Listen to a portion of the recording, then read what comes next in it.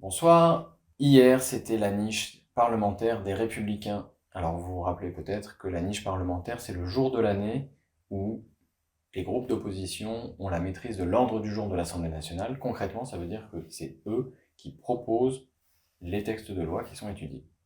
Hier, les Républicains ont proposé différents textes, et parmi leurs textes, le dernier examiné dans la soirée portait sur la prise en charge par la justice des violences intrafamiliales. Donc un sujet hyper important sur lequel la France Insoumise est investie, et nous avions déjà travaillé en commission avec les Républicains et les autres groupes ce texte avant qu'il arrive en hémicycle. Si bien que nous savions que nous étions intéressés par ce texte, qui n'était pas parfait, sur lequel on avait des amendements, mais qui nous convenaient globalement. Eh bien, cette semaine, encore, comme la semaine dernière dans le cadre de la niche parlementaire de la France Insoumise, le gouvernement a fait preuve de cynisme et de beaucoup de sectarisme parce qu'ils ont joué encore une fois la carte de l'obstruction. Cette fois-ci, c'est le ministre de la Justice en personne, Éric Dupond-Moretti, qui a occupé tout le terrain quasiment, puisque les règles de l'Assemblée nationale font que les ministres, quand ils s'expriment, n'ont pas de limite de temps de parole.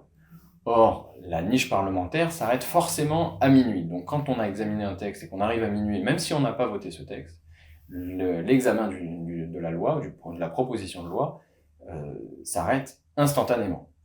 Donc, le ministre, Éric Dupond-Moretti, quand il prenait la parole, a fait des tunnels qui ont duré 10, parfois quasiment 15 minutes, pour ralentir le plus possible les débats. Et alors en quoi c'est intéressant ? D'abord parce qu'ils nous ont fait le coup la semaine dernière, je vous l'ai raconté dans une autre vidéo, vous pouvez la consulter aussi, mais hier, un événement particulier s'est produit, c'est que, à l'initiative de la France Insoumise, nous nous sommes dit que nous, ce que nous voulions, c'est que le sujet progresse, que l'initiative de principe des Républicains nous intéressait, et qu'il ne fallait pas laisser bloquer le travail des parlementaires de l'Assemblée nationale par le gouvernement. Comme je vous l'ai déjà dit, un exécutif qui bloque le travail du législatif, de l'Assemblée nationale, c'est inadmissible, et donc nous avons décidé de contrecarrer les plans du gouvernement, et comment on a fait ?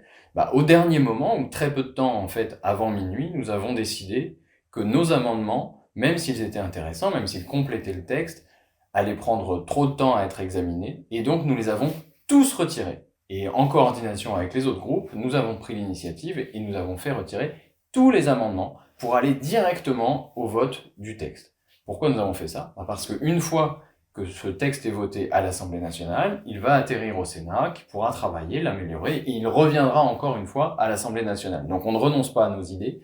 En revanche, on montre au gouvernement que qui fait la loi, c'est bien l'Assemblée nationale, et ce sont bien les députés.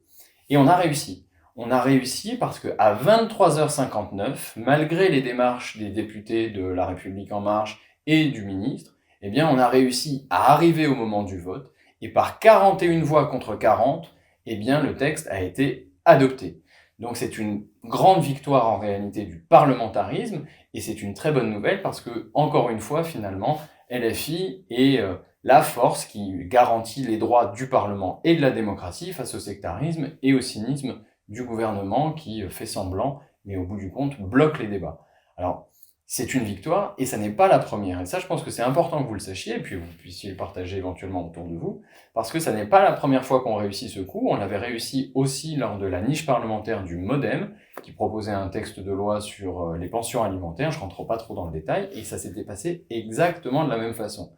Donc, répétez-le autour de vous.